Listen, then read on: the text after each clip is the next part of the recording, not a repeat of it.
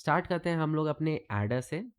तो जो ये आप यहाँ पे डार्क में देख रहे हो जहाँ पे एच ए लिखा हुआ है, H A is half adder and ये है आपका सिंबल रिप्रेजेंटेशन। ओके, हम लोग यहाँ पे दो इनपुट देते हैं। ओके, एक और चीज़, हाफ एडर जो होता है वो यूज़ होता है to add two one bit number. Okay, two one bit, दो वन बिट नंबर को ऐड करने के लिए यूज़ होता है।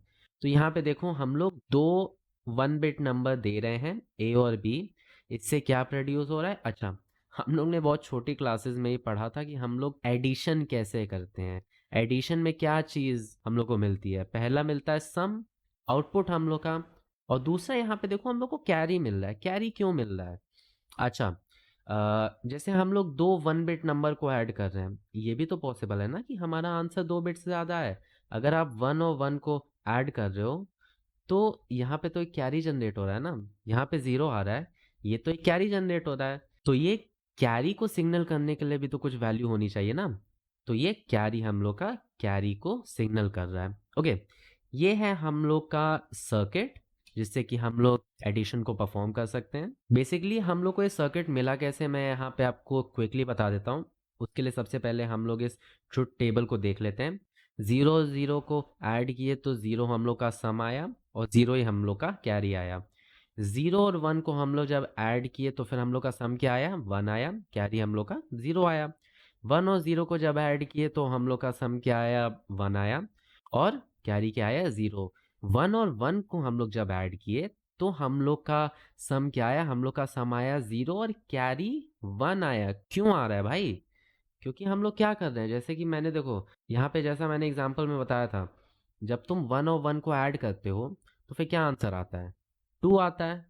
टू को हम लोग कैसे लिखते हैं बाइनरी में? वन और जीरो से करके लिखते हो ना। तो वन हम लोग का कैरी में जा रहा है। तो ये हम लोग का बन रहा है सिंबल टेबल। अब इस सिंबल टेबल की मदद से ओके, तुम अब सम के कॉलम को देखो और सम के कॉलम से जरा लॉजिक गेट को याद करो। ठीक है, मैंने आपको लॉजिक गेट बहुत ही अच्छे से पढ़ा है।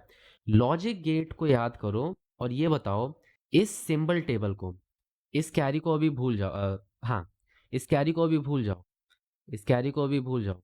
ठीक है, बस ए बी हमारा सॉरी, ए बी हमारा इनपुट है और एस तुम्हारा आउटपुट है। अब बताओ तुम्हें कौन सा लॉजिक गेट यहाँ पे याद आ रहा है? ये हमारा एक्सॉर गेट है। एक्सॉर गेट को हम लोग और क्या बोलते हैं? इनइक्वालिटी डिटेक्टर भी बोलते हैं हम लोग एक्सॉर गेट को। तो ये जो पैटर्न है ये तुम्हारा एक्सॉर गेट की तरह एक्ट कर रहा है। ठीक है, तो हम लोग यहाँ पे लगा देंगे एक एक्सॉर गेट। मतलब कि हम लोग को सम चाहिए अगर, तो हम लोग यहाँ पे एक्सॉर गेट का यूज़ कर रहे हैं। अब हम लोग कैरी को देख लेते हैं। क्या अभी बताओ, कैरी तुम्हारा कौन से गेट की तुम्हें याद दिला रहा है? कैरी याद दिला रहा है हमें एंड गेट की। ठीक है, इसलिए हम लोग इसको एंड गेट से रिप्रेजेंट कर देंगे। समझ में आ गया? ट्रुथ टेबल समझ में आ गया?